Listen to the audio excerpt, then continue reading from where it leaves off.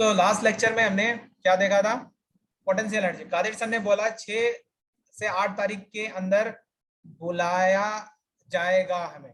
हाँ बस ठीक है, 2 तारीख तो हो ही गए, तो 6 से 8 के बीच में मतलब 3 दिन का टाइम मिलेगा आप लोगों को आने का, तो फिर टेंशन नहीं है, राइट। ऐसे ही रखो, फर्स्ट वीक मैंने कहा था, मतलब फर्स्ट वीक में ही आप लोग आ जाओगे, ठीक है।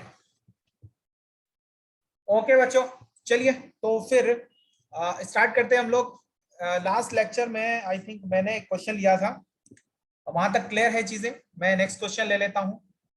ओके, क्वेश्चन ये है कि सपोज हमारे पास एक यूनिफॉर्म इलेक्ट्रिक फील्ड है। Suppose this is uniform electric field, uniform electric field है। एंड इस यूनिफॉर्म इलेक्ट्रिक फील्ड में, ये यूनिफॉर्म इलेक्ट्रिक फील्ड है, मैंने क्या किया, एक डाइपोल को प्लेस किया। एक डाइपोल को यहां पे प्लेस कर दिया लाइक दिस, एंड इसको रिलीज कर दिया। ये है and this one, this is plus Q मा, एंड इसका मास m है इस चार्ज का, और ये माइनस क्यू है और इसका भी मास m है। जब इसको रिलीज किया गया तो ऑब्वियसली यहां से ये क्या करेगा, रोटेट करेगा, और इस पॉइंट के अबाउट रोटेट करेगा, इस मिड पॉइंट के अबाउट, एंड स्टेबल इक्विलिब्रियम मतलब मीन पोजीशन पे पहुंचेगा, है ना, यहां पे पहुंचेगा, इक्विलिब्रियम पोजीशन पे पहुंचेगा। देन आपसे पूछा जा रहा है जब इक्विलिब्रियम पे पहुंचता है तो इसकी काइनेटिक एनर्जी नहीं बल्कि एंगुलर वेलोसिटी क्या होगी। तो क्वेश्चन ये है कि in given diagram,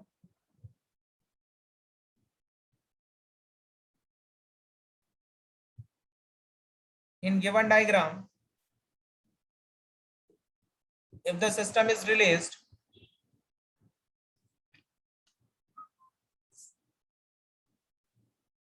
if the dipole is released, कह दीजिए, if the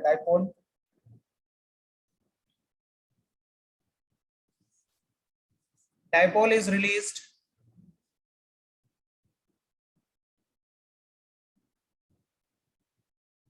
then find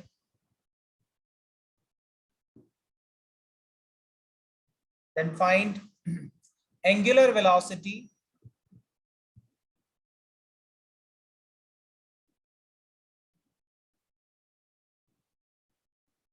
at equilibrium,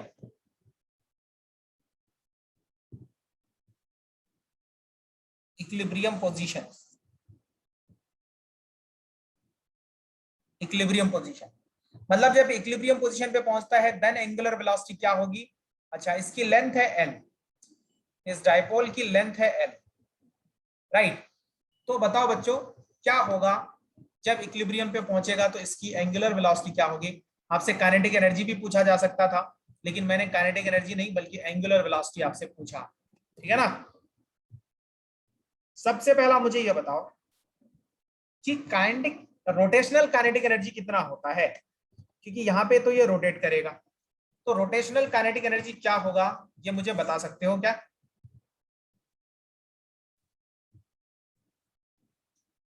what will be the rotational kinetic energy, anyone, आवाज आ रही है मेरी।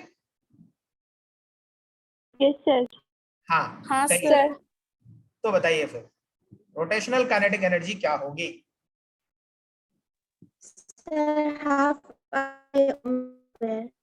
Half I omega square, that's correct, half I omega square होगी। चलिए अब fine करिए।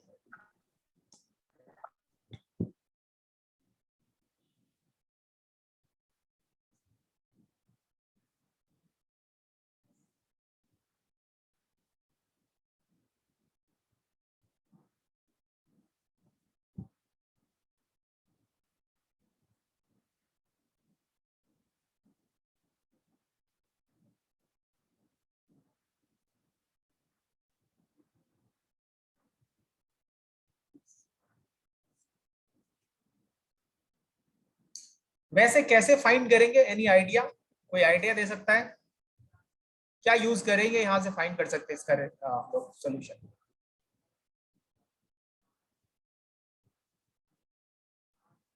Sir energy conservation. Energy conservation, किसने बोला energy conservation? Sir first page, ये फर्स्ट पेज ही है, this is the first page only. तो एनर्जी कंजर्वेशन अगर यूज किया तो देखो एनर्जी कंजर्वेशन से क्या आंसर मिलेगा, फिर तो आप लोग कर सकते हो, बहुत इजीली कर सकते हो।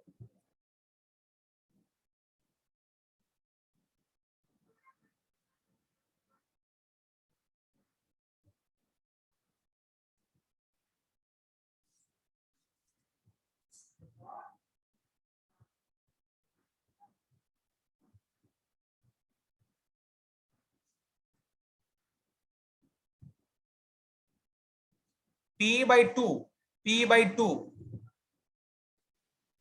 ये तो एंगुलर वेलोसिटी, ये तो हमारा काइनेटिक एनर्जी आ रही है, ये काइनेटिक एनर्जी है इनफैक्ट प्रयास। मैंने पूछा एंगुलर वेलोसिटी, यहां पे देखो एंगुलर वेलोसिटी दिस,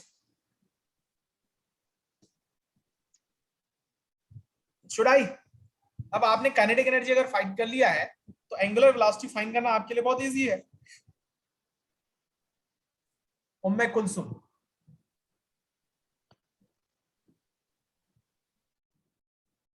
देखो बच्चों मैं आपको बता देता हूं, सुनो, बहुत लोगों ने सही सोचा है और आई थिंक कर भी रहे होंगे, तो मैं ही बता देता हूं, सुनो। Using energy conservation, energy conservation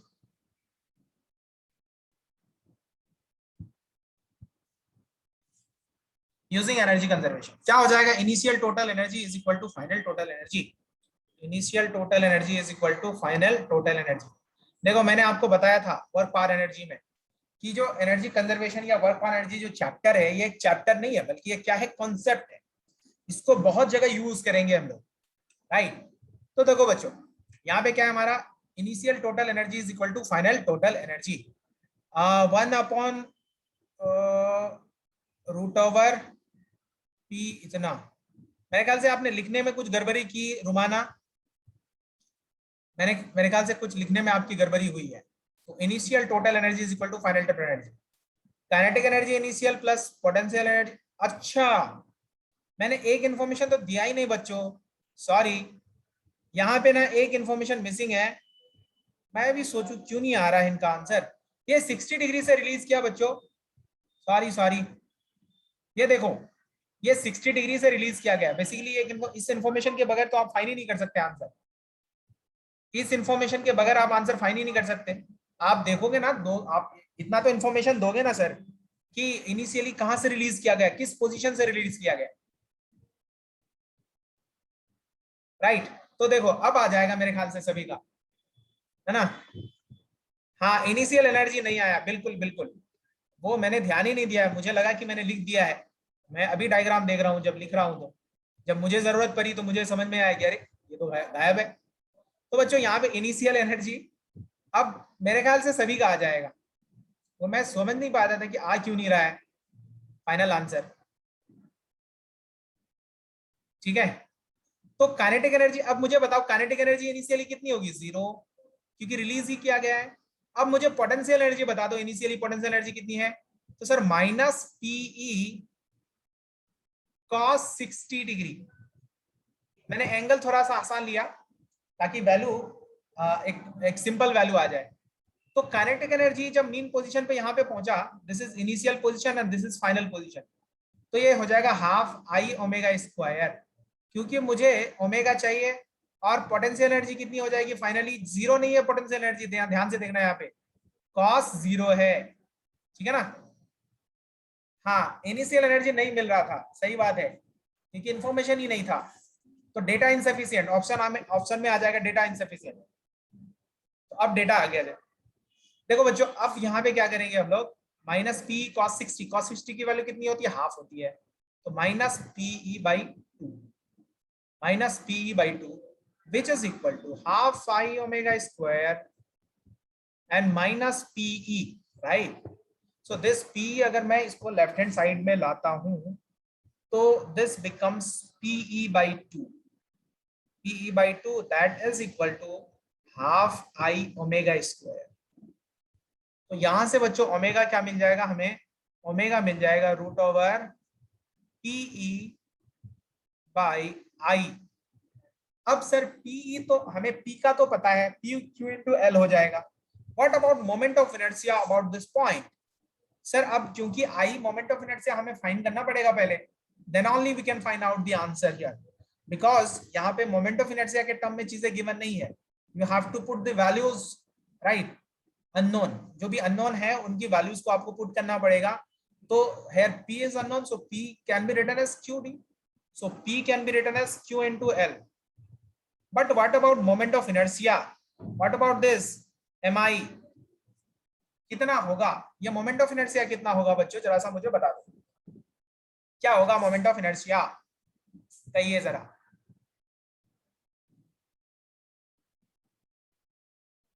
what about this moment of inertia, भूल गए? मोमेंट ऑफ इनर्शिया आपको एम एल बाई टू, देखो एक्सिस ऑफ रोटेशन कौन सा है, दिस वन, तो यहां से एल बाई टू में एम है, यहां से एल बाई टू में एम है, तो M into L by two का whole square plus M into L by two का होल स्क्वायर, यहां से कितना मिलेगा, M L square by two मिल जाएगा बच्चों। तो यहाँ पे क्योंकि M L square by four plus M L square by four, तो M L square by two. तो now put all these values to this equation. So this is Q into L into E divided by ml square by 2. So final answer would be like this, LL gets cancelled out. So this is Q 2QE divided by ml. This is the answer. This is the answer. So this is how we can find out. This is the answer. Right. क्या कोई तकलीफ है किसी को, किसी को कोई तकलीफ, एनीवन हैविंग एनी तकलीफ? नहीं बोलना है, नाराज हो कुछ तो बोलो। No sir. हाँ बोलो। नहीं सर। No sir. ठीक है, तो ये है। अच्छा अब अगर मैं आपसे कहता कि इसको मैंने 180 से रिलीज किया था, मतलब अनस्टेबल इक्विलिब्रियम से रिलीज किया था, जब ये स्टेबल इक्विलिब्रियम पे मतलब इस पोजीशन पे पहुंचेगा तो काइनेटिक एनर्जी कितनी होगी, ओमेगा कितनी होगी, क्या फाइंड कर सकते हैं या नहीं फाइंड कर सकते? फाइंड कर सकते हैं सर। 90 डिग्री से रिलीज किया तो भी फाइंड कर सकते हैं, क्योंकि इनिशियल पोटेंशियल एनर्जी तो लिखना है हमें, तो 90 डिग्री से रिलीज किया तो इनिशियल पोटेंशियल एनर्जी 0 हो जाएगी। अगर 180 से रिलीज किया तो इनिशियल पोटेंशियल एनर्जी कितनी हो जाएगी, पी हो जाएगी।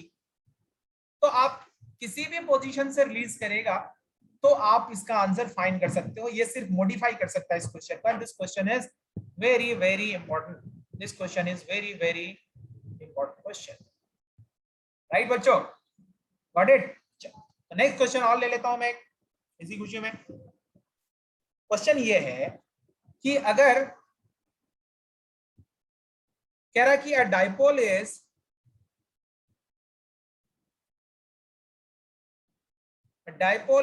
placed,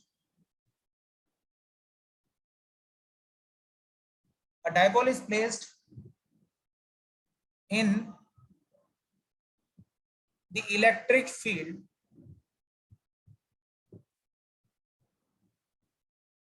due to a point charge.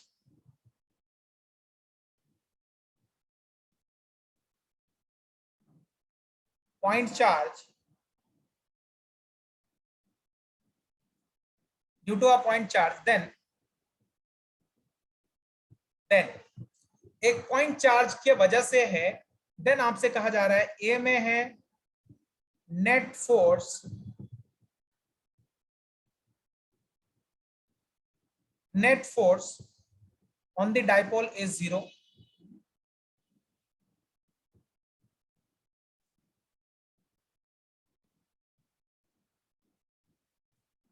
Dipole must be 0.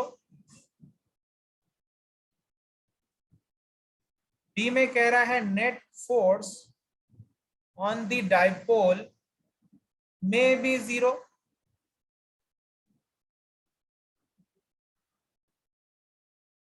Right. Second third में कह रहा है net torque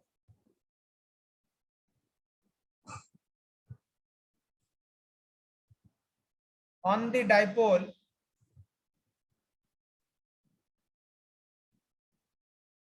must be zero.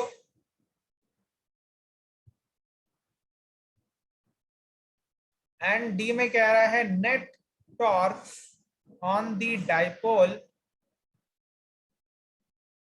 May be zero, may be zero.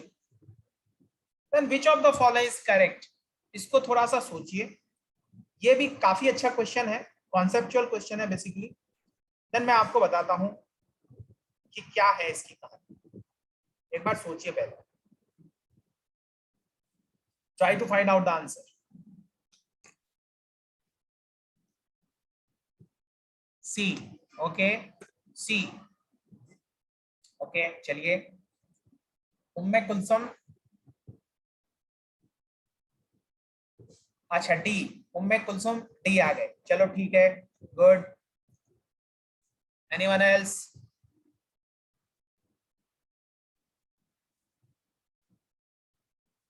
Anyone else? D, okay. Afsana D, अच्छा डी। चलो, ज्यादातर लोग डी बता रहे हैं। कोई बता सकता है वाई डी? वाई डी से डी क्यों?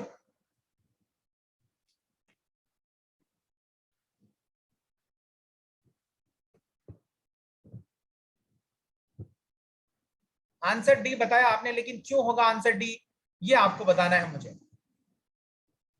सी, सी क्यों? सर ए एंड बी को तो हमने रिजेक्ट कर दिया, 90 डिग्री होने से जीरो होगा। ओके, चलो बच्चों मैं बताता हूं, सुनो। अच्छा एक बात, मुझे सबसे पहला आप मुझे एक बात का आंसर दीजिए कि point dipole, sorry point charge के वजह से जो फील्ड होगा वो कैसा फील्ड होगा? यूनिफॉर्म इलेक्ट्रिक फील्ड होगा या नॉन यूनिफॉर्म इलेक्ट्रिक फील्ड होगा? पॉइंट चार्ज के वजह से फील्ड यूनिफॉर्म होगा या नॉन यूनिफॉर्म होगा? Non uniform. Non uniform. Point charge के वजह से नॉन यूनिफॉर्म होगा, ठीक है ना? चलो इधर देखो, तो सर ये तो अच्छी बात है, चलो पॉइंट चार्ज का मैं फील्ड दिखा देता हूं। पहले पहले पॉइंट चार्ज का फील्ड दिखा देता हूं। पॉजिटिव चार्ज में मान लेता हूं, suppose like this, like this, ठीक है। इधर है,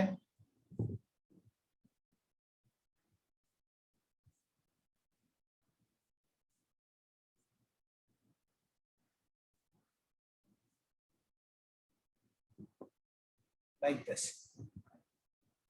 राइट। अब सुनो बच्चों, डी होगा, ज्यादातर लोगों का आंसर डी है, D is the correct answer. Suppose ये पॉजिटिव चार्ज था हमारा। अब सुनो, ये नॉन यूनिफॉर्म इलेक्ट्रिक फील्ड है बच्चों, और नॉन यूनिफॉर्म इलेक्ट्रिक फील्ड में मैंने आपको बताया था कि फोर्स कभी भी जीरो नहीं हो सकता। तो अब सुनो, दो टाइप से मैं इसको प्लेस करता हूं। किसको? डाइपोल को। सपोज मैंने डाइपोल को ऐसा प्लेस कर दिया, दो डायग्राम बनाता हूं मैं, उससे मैं समझाने की कोशिश करता हूं नेट फोर्स और नेट टॉर्क का। ये मान लो ये हमारा एक डाइपोल था, यहाँ पे प्लेस कर दिया मैंने, सपोज ऐसा। मान लो ये नेगेटिव चार्ज था, suppose this was negative charge and this is positive charge, like. तो सर इसमें जो फोर्स लगेगा, तो ऑब्वियसली इसके डायरेक्शन में फोर्स लगेगा और इधर के डायरेक्शन में फोर्स लगेगा, और ये दोनों फोर्स क्या करेंगे? ये दोनों फोर्स, नेट फोर्स जीरो भी नहीं हो सकता और नेट टॉर्क भी जीरो नहीं हो सकता, क्योंकि इसको रोटेट भी करेगा और नेट फोर्स तो जीरो है ही नहीं, क्योंकि डायरेक्शन ही अलग अलग है। तो इस पे एफ नेट भी जीरो नहीं है एंड नेट टॉर्क भी जीरो नहीं है, ठीक है ना? तो एक ऑप्शन तो नजर आ रहा है सर कि अभी ये वाला ए और बी तो दोनों खत्म हो गया, अभी net torque on the dipole must be zero, ये वाली बात समझ में आ रही है इस डायग्राम से। लेकिन इसका अगर हाँ सी एंड डी में कंफ्यूजन हो रही है बिल्कुल, और कंफ्यूजन होना भी चाहिए था इसमें।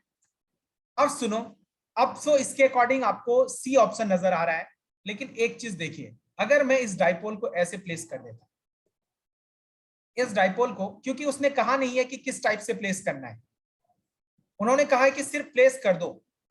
अगर मैं इस टाइप से प्लेस कर देता देन क्या होता बच्चों, ये माइनस क्यू चार्ज होता और ये प्लस क्यू चार्ज होता, इस पे फोर्स लगता F1 इन दिस डायरेक्शन और F2 in this direction, F2 in this direction, this is F1 and F2। यहाँ पे नेट फोर्स तो जीरो नहीं है, ये भी बात समझ में आ रही है, क्योंकि F1 ग्रेटर देन F2 होगा, क्योंकि Q माइनस क्यू नजदीक है प्लस क्यू के इस वाले के, एंड प्लस क्यू दूर है, इसका मतलब F यहाँ पे तो F0 नहीं है, इसका मतलब इस कंडीशन में भी और इस कंडीशन में भी फोर्स जीरो नहीं है बच्चों। दूसरी बात, अगर मैं टॉर्क की बात करूं तो यहाँ पे टॉर्क क्या है, जीरो है। क्यों जीरो है सर, क्योंकि line of action of force अगर आप देखेंगे तो ये इसी पॉइंट के अबाउट घूम सकता था, मिड पॉइंट के अबाउट। तो line of action of force अगर आप देखेंगे बच्चों तो कहां से है, मतलब कोई भी एक्सिस होगा इस लाइन के लॉन्ग ही होगा, और उसके अबाउट अगर आप देखेंगे तो line of action of force is passing through the axis of rotation, then torque zero होगा, यहाँ पे टॉर्क जीरो हो जाएगा, क्योंकि मैंने आपको कहा था if the line of action of force is passing through axis of rotation then net torque क्या हो जाएगा, जीरो हो जाएगा। तो बोलो यहाँ पे टॉर्क जीरो है और फोर्स जीरो नहीं है, इसका मतलब किसी भी कंडीशन में फोर्स जीरो नहीं हो सकता, लेकिन टॉर्क जीरो हो सकता है सिर्फ इस वाले कंडीशन के लिए। then the answer is this. The net torque on the dipole may be zero, this is not must be zero, this is may be zero। तो नॉन यूनिफॉर्म इलेक्ट्रिक फील्ड में अगर आप प्लेस करते हो dipole को तो sir force तो zero नहीं हो सकता, लेकिन टॉर्क जीरो हो सकता है। Are you getting my point? हाँ बोलो। Yes, sir. Yes, sir. Yes, कोई दिक्कत sir. है इसमें से? Anyone? No, So sir. this is the Yes, question, sir. and this is also a good question, this is also very conceptual, theoretical question में आप लोग कहते हैं ना प्रॉब्लम इस टाइप से, ये तो थ्योरेटिकल क्वेश्चन है लेकिन इसको सोचने में प्रॉब्लम हो जाती है, इसमें मैथमेटिकल कुछ कैलकुलेशन है कुछ, तो इस टाइप से फिजिक्स को आपको समझना पड़ता है बच्चों, right. So this is all about the dipole, ये डाइपोल है, एंड डाइपोल का चैप्टर हमारा हो गया फिनिश। तो इसके बाद हम लोग एक नया चैप्टर स्टार्ट करेंगे, राइट, वो चैप्टर होगा हमारा कौन सा, इलेक्ट्रोस्टैटिक 2, इलेक्ट्रोस्टैटिक सेकंड। फाइनली नया चैप्टर स्टार्ट होने वाला बच्चों। बेसिकली इलेक्ट्रोस्टैटिक सेकंड कुछ नहीं है, ये भी इलेक्ट्रोस्टैटिक ही है, लेकिन बेसिकली दो पार्ट में डिवाइड किया गया, बुक्स में आपको नहीं मिलेगा ये डिवाइड किया हुआ, तो बुक्स में आपको सिमिलर चीजें मिलेंगी, मतलब कंटिन्यूटी में मिलेगी, ऐसा कुछ नहीं electrostatic first electrostatic second and all those things, ऐसा नहीं है वहां पे, लेकिन ठीक है क्योंकि बहुत ही बड़ा सा चैप्टर है तो इसको हम लोग दो पार्ट में लेते हैं, राइट। अब यहां से बात आती है इलेक्ट्रोस्टैटिक सेकंड में, एग्जाम में तो गॉस लॉ के एक क्वेश्चन आया था, हाँ आया था, वो क्वेश्चन बोनस दे दिया जाएगा, ठीक है ना। उस क्वेश्चन पे मैंने हालांकि कहा था कि गॉस लॉ से नहीं, जिन्होंने भी क्वेश्चन सेट किया था मैंने कह दिया था कि जो भी करेंगे क्वेश्चन सेट उनको बता दिया जाए, जहां से भी आप ये करेंगे तो उनको मैंने मना किया था देने से, लेकिन फिर भी वो हो जाता है थोड़ा सा कभी कभी। एक क्वेश्चन आ गया था, राइट, एक क्वेश्चन आ गया था उस टाइप से, हाँ E2 से था, बिल्कुल इलेक्ट्रोस्टैटिक 2 से था, वो गॉस लॉ से था, ठीक है। खैर, तो यहाँ पे सबसे पहला हम लोग को देखना है बच्चों, एक देखना है इलेक्ट्रोस्टैटिक सेकंड में, देखो यहाँ पे तीन बातें हैं। इलेक्ट्रोस्टैटिक 2 में अगर आप देखेंगे तो सबसे इंपॉर्टेंट चीज है गॉस लॉ, है ना, गॉसेस लॉ भी कहते हैं या गॉस लॉ। तो गॉस लॉ क्या कहता है उसको हम लोग बाद में लेंगे। बेसिकली गॉस साहब ने कहा कि फ्लक्स पासिंग थ्रू, है ना, एक नया टर्म आएगा आपके पास फ्लक्स, उन्होंने कहा कि फ्लक्स पासिंग थ्रू, पहले मैं स्टेटमेंट वगैरह कुछ नहीं लिख रहा हूं क्योंकि गॉस लॉ मुझे बाद में बताना है, पहले मुझे दो तीन चीजें और बतानी है ना। तो flux passing through any enclosed area, अब सर ये एनक्लोज्ड एरिया क्या चीज है वो भी देखना है, flux passing through any enclosed area is equal to, कहता है कि क्यू इन मतलब Q enclose divided by epsilon naught. तो फ्लक्स हो जाएगा Q in divided by epsilon naught. ये स्टेटमेंट है किसका, गॉस साहब का। अब बात आती है कि सर एनक्लोज्ड एरिया क्या है या फिर फ्लक्स क्या चीज है। तो पहले हम लोग एरिया देख लेते हैं, फिर हम लोग फ्लक्स देखेंगे कि फ्लक्स क्या चीज है, फिर हम लोग आएंगे गॉस लॉ, राइट। तो फर्स्ट मैं लेता हूं area vector. Area vector, area basically is a vector quantity. नहीं, मैं कुछ लिख नहीं रहा था, अब लिख रहा हूं, मैं अब लिख रहा हूं। Area is area vector. अब दिख रहा है बच्चों, दिख रहा है क्या? Yes, sir. Yes, sir. Yes, sir. Area is a vector quantity basically, है ना। तो पहले हम लोग एरिया वेक्टर समझ लेते हैं कि एरिया वेक्टर क्या चीज है ना। उसके बाद फिर बाकी चीजों को मैं आगे एक्सप्लेन करता हूँ, फ्लक्स वगैरह को एंड देन गॉस लॉ। तो अभी तक जो हमने एरिया देखा था, एरिया को जस्ट लाइक स्केलर देखा था हमने, लेकिन मैंने आपको बताया था जब मैं वेक्टर पढ़ा रहा था, तो मैंने आपको बताया था कि एरिया एक वेक्टर क्वांटिटी है। लेकिन अभी नहीं बताऊंगा एरिया, लेकिन वहां पे मैंने शायद कुछ लोगों को बताया भी था कि कैसे एरिया एक वेक्टर क्वांटिटी होता है, ठीक है ना। तो देखो, area is a vector quantity. मान लो कि हमारे पास एक एरिया है, कोई भी एरिया, एक सरफेस एरिया ले लेता हूं मैं। सपोज हमारे पास ये एक एरिया है, ठीक है, लाइक दिस, ठीक है। ये एक मैट टाइप का ले लिया मैंने, इसका एक एरिया होगा, राइट। एंड इस पे ये कोई इसका कुछ एरिया मतलब इसका कुछ मैग्नीट्यूड होगा एंड इसका डायरेक्शन भी होगा बच्चों। मान लो कि मैंने एक छोटा सा यहाँ पे इस पूरे एरिया का एक छोटा सा एरिया यहाँ पे कंसिडर किया, सपोज ये कंसिडर किया, मान लो ये कंसिडर कर लिया मैंने इधर से, ठीक है ना, छोटा सा एरिया कंसिडर किया, दिस एरिया। तो इस एरिया को आप DA कह सकते हो, आप इसको DS कह सकते हो। तो इसका एक डायरेक्शन होगा, इसका डायरेक्शन किधर होगा, नॉर्मल टू द सरफेस होगा, इसके नॉर्मल, मतलब इस सरफेस के नॉर्मल, ठीक है ना। ये है मान लो ये वाला, लाइक दिस, ये यहां से ये नॉर्मल होगा इसके, एंड ये होगा area, and this area can be written as, your area vector can be written as, this area vector can be written as A into normal vector, normal vector, है ना। ये A क्या है, उसका मैग्नीट्यूड है इस एरिया का, इस छोटा सा एरिया को, और इसको मैंने नॉर्मल वेक्टर ले लिया, ठीक है। तो इस this area is a vector quantity, ठीक है ना। क्यों वेक्टर क्वांटिटी है ये आपने एक चीज देखा होगा, एक मान लो कि इधर इस रेक्टेंगल का एरिया, मान लो कि मैं एक रेक्टेंगल नहीं लेता, सपोज मैं इसको क्या कहते हैं, नहीं ऐसे लेता, वेट, ऐसे लेता,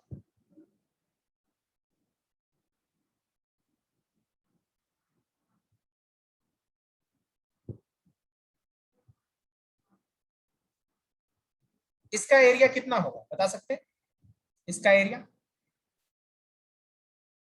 है ना। ये है मान लो A, ये है B, इसका एरिया कितना होता है, AB sin theta. हाँ, ये AB साइन थीटा आप कह सकते हो, है ना। AB साइन थीटा, मान लो ये थीटा है, तो इसका एरिया अगर लिखोगे बच्चों तो कितना होगा, A, है ना, है ना, इसका एरिया। तो सिंपल सी बात है, ये हो जाता है AB sine theta, and AB sine theta क्या चीज है, A क्रॉस B है या नहीं, A क्रॉस B। तो ये एक एरिया है, A इधर हो जाएगा, A वेक्टर और B वेक्टर इधर, तो इसका नॉर्मल क्या हो जाएगा, एरिया वेक्टर हो जाएगा। तो area is a vector quantity, यहाँ पे आप लिख सकते हो एरिया कितना हो गया, A cross B, area is a vector quantity, ठीक है ना। अब सुनो, एरिया अगर वेक्टर क्वांटिटी है सर, तो इसका डायरेक्शन किधर होगा, what will be the direction of this, नहीं एरिया का डायरेक्शन तो देख लिया, ये normal to the surface, this is known as open area, ये एक ओपन एरिया है ना। ये एक एनक्लोज्ड एरिया नहीं है, इसको कहते हैं ओपन एरिया, है ना, ओपन एरिया। जैसे एक डिस्क है, सपोज एक डिस्क है, तो एनक्लोज्ड एरिया क्या होगा सर? तो एनक्लोज्ड एरिया की भी हम बात कर लेंगे, लेकिन वो जब गॉस लॉ देखेंगे तब, या उससे पहले भी हम लोग कर सकते हैं। एग्जांपल ले लेंगे, मान लो एक हमारे पास एक सर्कल है, मान लो एक डिस्क है, suppose there is a disc. ये कैसा एरिया होगा? इस डिस्क का एरिया कैसा होगा? ये डिस्क है, ये भी एक ओपन एरिया है, लेकिन सर इस एरिया का एरिया वेक्टर अगर लिया जाए तो सर एरिया वेक्टर किधर के डायरेक्शन में हो सकता है? एरिया वेक्टर इधर के डायरेक्शन में भी हो सकता है और एरिया वेक्टर अपोजिट डायरेक्शन में भी हो सकता है। तो ओपन सरफेस के लिए एरिया वेक्टर हम लोग दोनों में से कोई सा भी डायरेक्शन में डिफाइन कर सकते हैं, इधर भी डिफाइन कर सकते हैं और इधर भी डिफाइन कर सकते हैं। This is also open surface, है ना, open surface, this is open surface. Open surface आ गया, ये हो गया 90 डिग्री और ये भी हो गया 90 degree, this is open surface.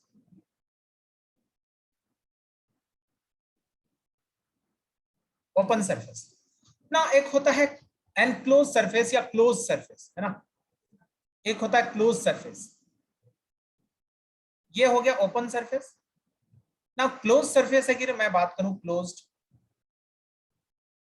Surface. Close surface क्या होता है बच्चों? जैसे हमारे पास एक रूम है ना, एक क्यूब है या एक रूम है, सपोज हमारे पास ये रूम है ना, लाइक दिस,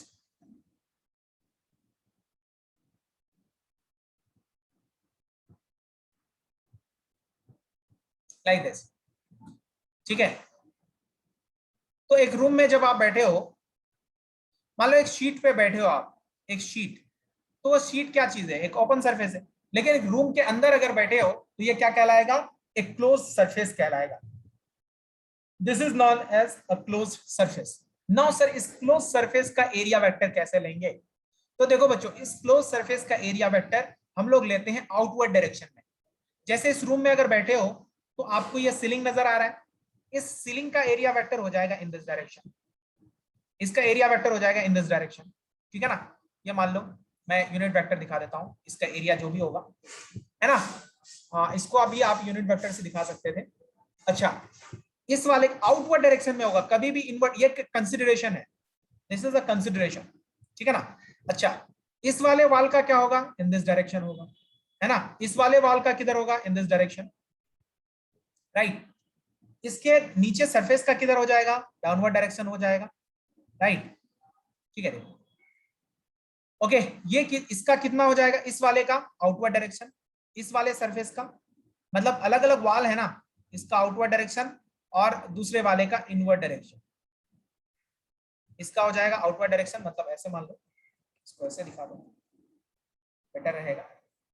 ये इधर के डायरेक्शन में, इस वाले सरफेस का इधर के डायरेक्शन में एरिया वेक्टर, और उस वाले सरफेस का इनवर्ड डायरेक्शन, ये है एरिया वेक्टर, ये है एरिया वेक्टर। ये एक कंसिडरेशन है, इसको आपको ध्यान रखना है। एंड इस वाले सरफेस का किधर हो जाएगा बच्चों? इसका हो जाएगा इधर से इनवर्ड डायरेक्शन, इधर से इनवर्ड डायरेक्शन, इधर, राइट, इनवर्ड डायरेक्शन अंदर वाले सरफेस। तो उसको मैं वैसे नहीं दिखाता, मैं इसको ऐसे दिखा देता हूं। इसका हो जाएगा अंदर, इसका हो गया बाहर, या फिर कैसे दिखाओगे? इसको इधर से दिखा दो, दिखाई तो यहाँ से, यहीं से दिखा दो। इसका हो जाएगा in this direction, right. So ये है बच्चों एरिया वेक्टर, है ना। These are the area vectors. क्या ये बात समझ में आई या नहीं आई? एरिया वेक्टर का कॉन्सेप्ट समझ में आया नहीं आया? पहले मुझे ये बताओ। आया सर। आया, मतलब सर ओपन सरफेस में आप दो ही सरफेस होगा, आप दोनों में से कहीं भी ले सकते हो, किधर के भी डायरेक्शन में ले सकते हो, लेकिन क्लोज सरफेस में आपको किधर लेना है? बाहर के डायरेक्शन में लेना है। SA 0 हो गया। SA क्या चीज है? SA क्या चीज है? अच्छा, सरफेस एरिया 0 हो गया। हाँ, मतलब नेट एरिया वेक्टर के हिसाब से आप देखो तो इसमें तो नेट एरिया न पूरा, लेकिन अलग अलग है ना। इसमें से जो हम लोग को देखना है वो अभी मैं आपको बताता हूँ क्या चीज है बेसिकली, है ना। सरफेस एरिया यहाँ पे टोटल सरफेस एरिया है ना, क्योंकि ये एक वेक्टर क्वांटिटी है तो हाँ 3D सरफेस है। एनक्लोज का मतलब ये 3D सरफेस है, एनक्लोज एरिया का मतलब है 3D सरफेस, है ना, राइट।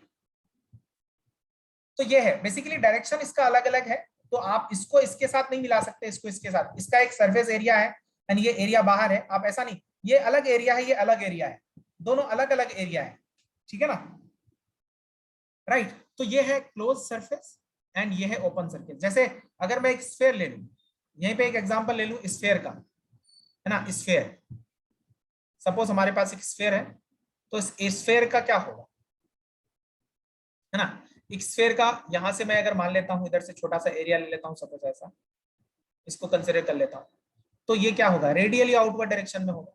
ये रेडियली आउटवर्ड डायरेक्शन में, यहां से इसके सेंटर से आप इसके सेंटर से लाइक दिस, तो ये रेडियली आउटवर्ड इसके सेंटर से यहां हो जाएगा इधर के डायरेक्शन में। ये छोटा सा एरिया, आप इसको डीएस भी ले सकते हो या डीए भी ले सकते हो, है ना, डीएस एरिया इसका, ये एक स्फीयर है, इसके लिए हो जाएगा।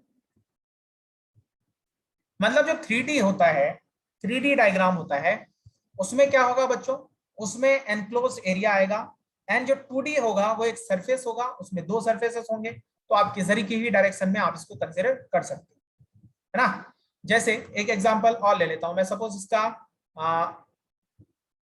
एग्जांपल मैं यहां ले लेता हूं, एनक्लोज का तो नहीं, मैं एक क्वेश्चन ये है कि मान लो एक हमारे पास एक सर्कल रखा हुआ है, इस सर्कल का, है ना, ये डिस्क है, दिस इज अ डिस्क जिसकी रेडियस कितनी है, r है, दिस इज अ डिस्क, है ना, रेडियस r है, तो उसका एरिया वेक्टर क्या क्या हो जाएगा। एरिया वेक्टर अगर देखो तो इधर के डायरेक्शन में भी लिख सकते हो या फिर इधर के भी डायरेक्शन में लिख सकते हो, तो इसका एरिया कितना हो जाएगा बच्चों, पाई आर स्क्वायर। अगर आपने इधर के डायरेक्शन में ले लिया तो ये पाई आर स्क्वायर कितना हो जाएगा, आई कैप हो जाएगा, मान लो इधर आई के डायरेक्शन में रखा है, तो ये कितना हो जाएगा, pi r square minus i cap. आप दोनों डायरेक्शन में ले सकते हो, right. So this is it. तो एरिया वेक्टर का कॉन्सेप्ट हमें समझ में आए। अब सुनो बच्चों, इसको मैं हाँ पीडीएफ ले लेता हूं मैं, इसका पीडीएफ, और नेक्स्ट क्लास में जल्दी से रिज्वाइन हो जाओ, ये वाली क्लास खत्म होने वाली है। अब यहां तक अगर किसी को डाउट है तो आप एक बार पूछिए, फिर नेक्स्ट क्लास में इसको मैं कंटिन्यू करता हूं। If you are having any doubts then you can ask, पूछिए, टाइम खत्म होने वाला है। नेक्स्ट सेशन को ज्वाइन करते हैं हम लोग सब मिलकर, सभी लोग ज्वाइन करेंगे।